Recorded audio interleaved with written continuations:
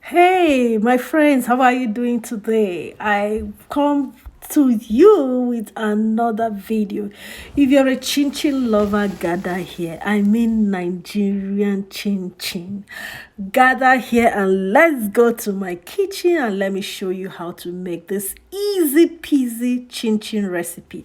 So first of all, I'm using my processor and I'm using the plastic blade. Did you hear me? The plastic blade I want. Okay, so you see me putting in 3 cups of flour and a cup of sugar.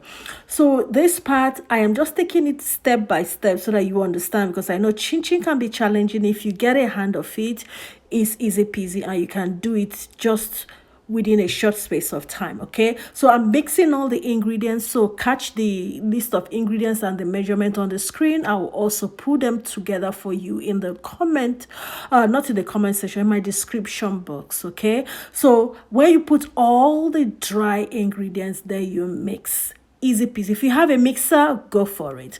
If I have a big processor like this, yes, this processor can do anything and everything. Trust me, it has a box of different tools. I just fix them and use it for whatever I want to do. So I don't need a mixer if I have this. And you don't need a mixer if you have this kind of giant size processor.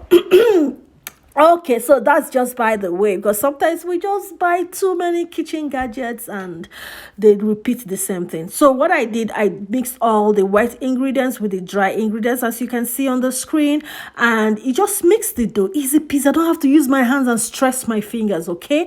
So now on my board, I am dividing the dough into workable sizes. Okay, don't stress yourself because you're working in the kitchen.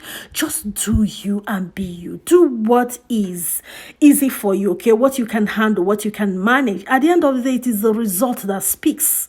The result matters. It's not how tired you are or how finger broken you are. It is the result. Okay, so I just started working in little sizes and making sure that the result is efficient. Okay, so I rolled it flat and I'm using my pizza cutter to cut it. Use whatever works for you, but this pizza cutter made my life easy. In fact, it was fun. I was playing and working at the same time. Trust me, I was doing this chin chin on an evening that I came back from work. I was super tired, but because I love cooking and because cooking is part of my fun time and I try to use things to make it easy for me, it wasn't like work. It felt more like me playing than working. You see, that just breezed through. Watch again and you will see that I was really having fun. It was my fun time for me. Believe me, I was having fun doing this. So I just roll. And if you feel it is sticky, use a dry flour. That's just a no-brainer, okay? It's just a basic principle. And that's, if you see me rubbing dry flour on the rolling stick or on the board, it's just because I'm trying to make it to be sticky free, okay? Yeah, so zim. This was the fun part for me. Again. So your pizza cutter is not only for pizza. You see what I mean? That sometimes we just repeat buying kitchen gadgets unnecessarily.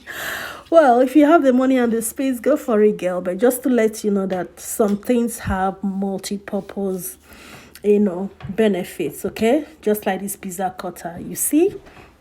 Okay, I roll again. Roll.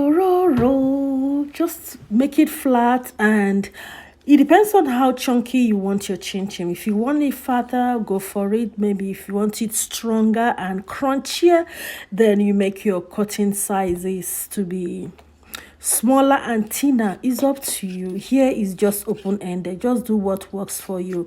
What matters here is cut it into little bits, and this is what I have done here, just showing you.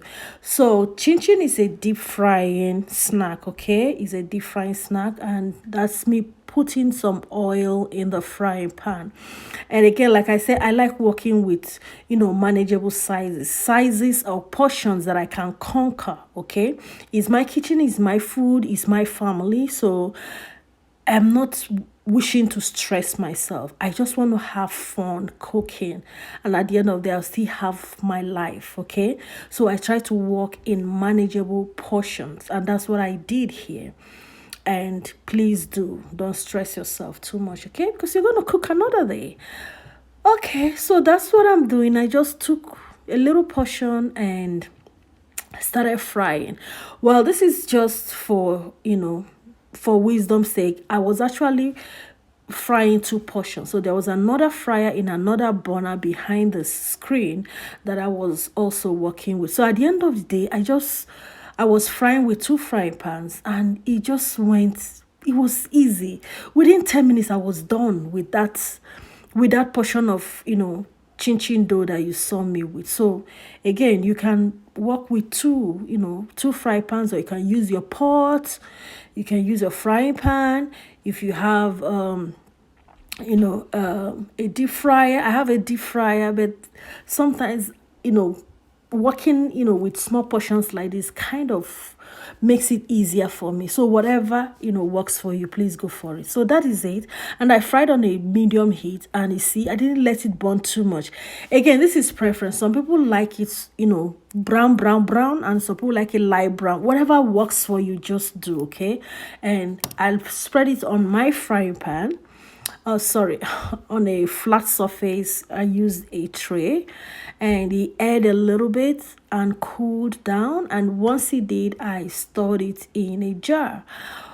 You can just bring it out and snack with your family, or you can store it and keep it away for those snack moments. So if you enjoy this video, why don't you click that red subscribe button that shows subscribe, and I will catch you in another video. Bye bye.